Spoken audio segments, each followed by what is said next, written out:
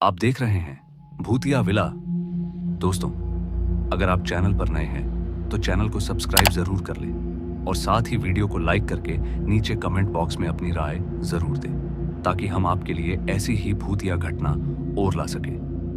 तो चलिए बढ़ते हैं आज की कहानी की ओर। दोस्तों, यह बात है साल 2000 के आसपास की, जब गांव में पैसे वाला एक धनी और मजबूत सेठ हुआ करता था और अजय जो उसी के नीचे काम करता था। और तकरीबन एक हफ्ता पहले ही उसने इस काम को शुरू किया था और अपनी जिंदगी की तमाम मुसीबतों और परेशानियों से लड़ते लड़ते अब अजय थकने लगा था। लेकिन उसकी बहनों की चिंता उसे हर काम को करने पर मजबूर कर देती है, क्योंकि एक बहुत ही गरीब और बेबस परिवार से होने के कारण अजय ने आज तक काफी मुसीबतों से सामना किया था और आगे भी वह अपनों के लिए हर काम को संपन्न करने के लिए तत्पर रहता। मगर एक दिन उसके साथ कुछ ऐसा हुआ जिसके बाद उसकी पूरी कायनात ही बदल गई। अजय के अपनी जिंदगी जीने का अंदाज तकरीबन बदल गया था। दरअसल हुआ कुछ ऐसा था कि उस दिन वह गांव के बड़े सेठ की बालकनी में कुछ काम कर रहा था कि तभी उसे नीचे की ओर कुछ दिखाई दिया। हालांकि उस समय हल्का हल्का अंधेरा होने लगा था तो वह ठीक से देख नहीं पाया, मगर वह हवेली काफी बड़ी थी और उसकी ऊंचाई भी काफी ज्यादा थी, इसलिए ऊपर से नीचे देखने पर वह चीज काफी अजीब और छोटी लग रही थी। लेकिन उसकी आंखें चमक रही थी और बिजली की जैसी आंखों में चमक देखकर अजय के रोंगटे खड़े हो गए। उसे सिर्फ एहसास मात्र से ही ऐसा लग रहा था कि यहां पर कुछ तो अलग सा दिखने वाला है, क्योंकि उस चीज की आकृति ऊपर से देखने पर भी बड़ी ही विचित्र और अजीब लग रही थी। तभी से अजय ने उस सेठ के घर से काम करने के बाद कुछ चंद पैसे लेकर रोज रोज अपने घर आ जाता और अपनी बहनों के लिए खाना ले आता। और आज भी उसने कुछ ऐसा ही किया। उसने सेठ से कुछ पैसे मांगे और अपने घर की तरफ निकल पड़ा। हालांकि अब अंधेरा होने को आया था और आसमान में नीले नीले दिखने वाले बादल अब काले रूप में तब्दील हो चुके थे और रास्ते पर पसरा हुआ सन्नाटा भी माहौल को और डरावना बना रहा था। लेकिन अजय को रोज की आदत थी, इसलिए इन चीजों से आज तक कभी डर नहीं लगा। मगर जब अजय सेठ के घर से निकलता हुआ अपने पुराने घर की तरफ रवाना हुआ तो उसे ऐसा लगा कि कोई उसके साथ साथ चल रहा है, जिसका अजय को सिर्फ एहसास हो रहा है। और अजय के घर की दूरी यहां से कुछ ज्यादा तो नहीं थी, लेकिन इस छोटे से रास्ते पर भी दहशत के बादल कभी भी अपना कहर ढा सकते थे। दरअसल वह गांव भूतों के लिए काफी बदनाम माना गया था। लेकिन अजय इन सभी बातों से अनजान होकर एक कच्चे रास्ते से गुजरने लगा। हालांकि वह एक कंकड़ से बनी बाड़ थी, जिसके बाद से एक दूसरे गांव की सीमा शुरू होती थी, जो कांटेदार नुकीले झाड़ू से बनी हुई थी। मगर उस स्थान से गुजरते हुए अचानक ही अजय की नजर एक पल्लू पर पड़ी। दरअसल अजय ने देखा कि झाड़ियों के ऊपर एक लाल रंग का पल्लू लटक रहा था और उस पर कोई अनोखी चीजें दिखाई दे रही थी। ऐसा लग रहा था मानो कोई वहां पर बैठा है, मगर हल्का अंधेरा होने के कारण सही से कुछ दिख नहीं रहा था।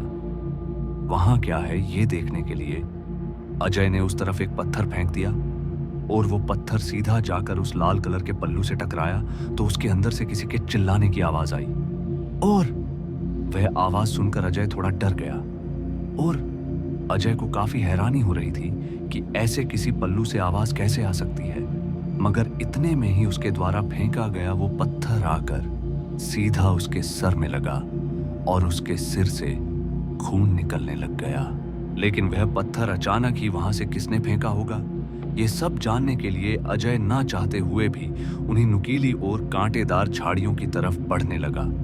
सपाट रास्ता और घोर रूप मचाए हुए वह पेड़ पौधे इस तरह के नजारे को और भी डरावना बना रहे थे। मगर तभी अजय की आंख एक मजदूर पर टिक, जो अपने हाथ में फावड़ा लेकर वहां के काम को निपटा रहा था। इसलिए अजय ने डरती हुई जुबान से उससे कहा, अंकल जी, अभी तक आप काम कर रहे हैं? मगर उसके सामने से कोई जवाब नहीं मिला। अब अजय बेवकूफी की सारी हदें पार कर रहा था और वह धीरे धीरे उस मजदूर की तरफ बढ़ ही रहा था कि अचानक ही अजय की आंखों में मिट्टी के छोटे छोटे कण पड़ने लगे और उसकी आंखें अब बंद हो गईं। वह थोड़ा सा हवा का झोंका था जो पल भर के लिए उसके सिर से छिन्न भिन्न करके निकल गया। अब तो सब कुछ एकदम सही था, लेकिन जब अजय ने गौर से देखा तो उसने पाया कि वह एक 40 से 45 साल के बीच का आदमी लग रहा था।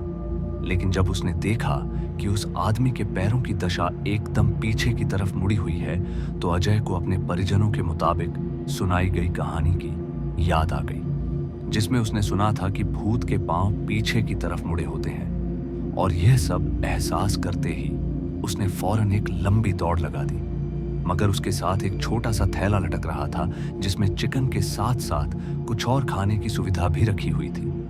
अब अजय की सांसें उखड़ने लगी थीं और तेज रफ्तार के साथ भागने की वजह से उसका गला सूखने लगा था। उसे इस समय आराम की सख्त जरूरत थी, मगर जैसे ही उसने पीछे मुड़कर देखा तो उसकी एक बहन भी उसके पीछे पीछे भाग रही थी। और ये नजारा देखकर एक बार फिर अजय सोच में डूब गया। लेकिन वह तो रुकने को तैयार ही नहीं था, क्योंकि उसे कहीं ना कहीं इस बात का एहसास तो हो चुका था कि जो उसके पीछे भाग रही वह लड़की उसकी बहन तो नहीं है, क्योंकि इतनी रात को उसकी बहन कमरे से बाहर तक नहीं निकलती। तो भला यहां कैसे आना संभव है? खैर, उस रात अपनी जान बचाकर अजय किसी तरह अपने घर के पास पहुंच गया। छोटे छोटे टुकड़ियों से बना उसका घर एक कच्चे मकान के बाद ही दिखाई पड़ रहा था, जिसके अगल बगल में ईंटों का ढेर था। फिर अजय ने एक बार फिर देखा कि ईंटों के ढेर के ऊपर उसे कोई बैठा हुआ दिखाई दे रहा है, जिसकी सांसें लगातार तेज तेज फूल रही थी। और ये देखकर कुछ पल की खातिर अजय वहीं खड़ा रहा। लेकिन उसके बाद जैसे ही उसकी बहन उसके छोटे से कमरे से बाहर निकली तो वह जल्दी से भागता हुआ उसे अंदर ले गया। लेकिन खतरों के बादल अब भी उसके सर पर मंडरा रहे थे, जहां अजय को लग रहा था कि शायद वह सही सलामत बच जाएगा। और अब खतरों के काले बादल उसके सर से हट चुके हैं, लेकिन वह गलत था, क्योंकि वास्तविक का नजारा तो देखना अभी बाकी था।